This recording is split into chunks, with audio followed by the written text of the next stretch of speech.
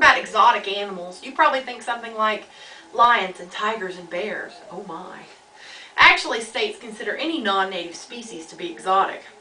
Recently, many people and organizations have called for the government to ban the sale of exotic pets, both in pet stores and over the internet.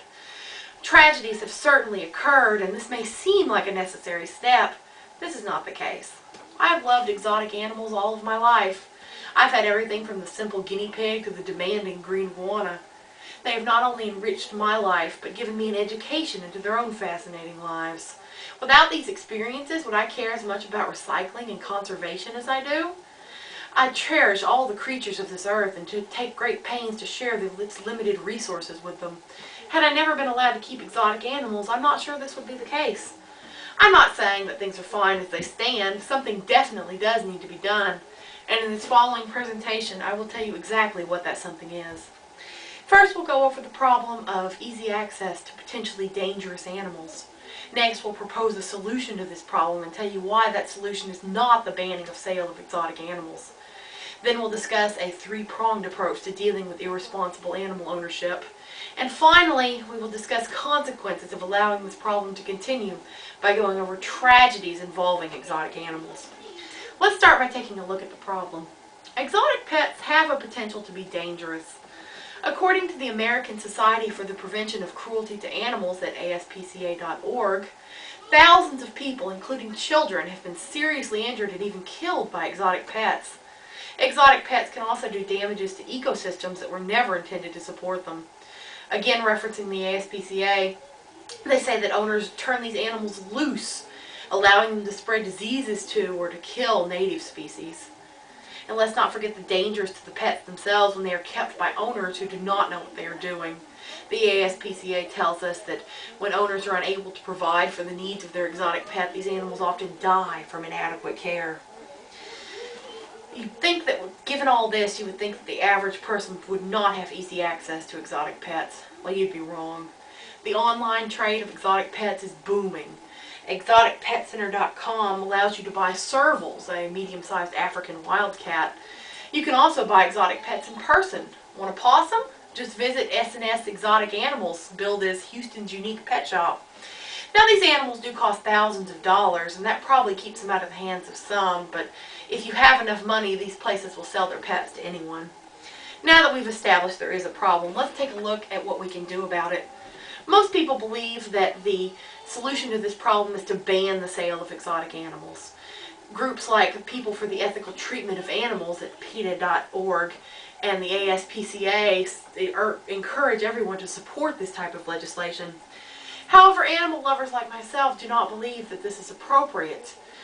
The National Alternative Pet Association at altpet.net is dedicated to the health and safety of the exotic industry, the general public, and the exotic animals themselves. Another group, Responsible Exotic Animal Ownership at rexano.org, says that as long as animal well-being and public safety laws are being followed, that private ownership of these animals should be protected in the U.S. Like these groups, I believe that the solution to this problem is not to ban the sale of exotics, but rather to regulate the industry. Now let's take a look at how to implement that regulation. I support a three-pronged approach to regulating the exotic animal industry: education, registration, and penalization. The first step in solving the problem is to educate people. I believe that potential exotic animal owners should have to undergo some sort of education before they are allowed to buy exotic pets. This is something that a responsible pet owner would do on their own anyway and could be implemented in a manner similar to a defensive driving course. Before I took on my male green iguana, who can grow up to 6 feet long, I did extensive research. To have done otherwise would have been irresponsible. The next step would be requiring the pet owners to register their pet. This wouldn't necessarily have to involve a fee and would allow the community to keep track of a potential hazard. This could be accomplished in a manner similar to the permits required for gun ownership. The final step would be penalization. If exotic pet owners cannot be bothered to follow the rules put in place by their communities, then there must be a price to pay. This could be handled in a manner similar to the way traffic violations are issued, using fines and suspension of certain privileges as deterrents. For example, some people who own exotic animals do not house them properly. I had to build my iguana his own room. If exotic pet owners do not provide proper enclosures for their animals, they should be subject to fines and having the animal removed if necessary. Finally, let's look at what may happen if we do not take any action. It's not hard to imagine the consequences of allowing this problem to continue. People are hurt or killed, and not just by animals we normally think of as dangerous. In Wascom, Texas, a man was killed by one of his pet deer, a European red stag. And the environment can also suffer. In Florida, feral iguanas who have either escaped or been turned loose by their owners create a multitude of problems, from pooping in swimming pools to burrowing under sidewalks, not to mention the damage on the local ecosystem. And let's of course not forget the suffering of the exotic animals themselves. We all saw the recent tragedy on the news in Ohio where 48 animals had to be shot after being set free by their suicidal owner. Who didn't cringe at the thought of rare Bengal tigers having to be shot? I couldn't even look at the images. Let me conclude by reminding you of the points we have discussed tonight.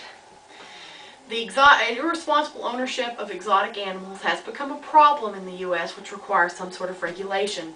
Exotic animals pose many different dangers, both to their owners and to the community, not to mention the dangers posed to the animals by their irresponsible owners. Access to these animals is easier than ever, with both the internet and in-person pet shops offering a variety of strange creatures. Most people believe that banning the sale of exotic animals is the solution.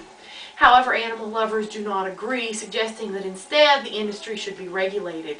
I have proposed a three-pronged approach of education, registration, and penalization to deal with this concern.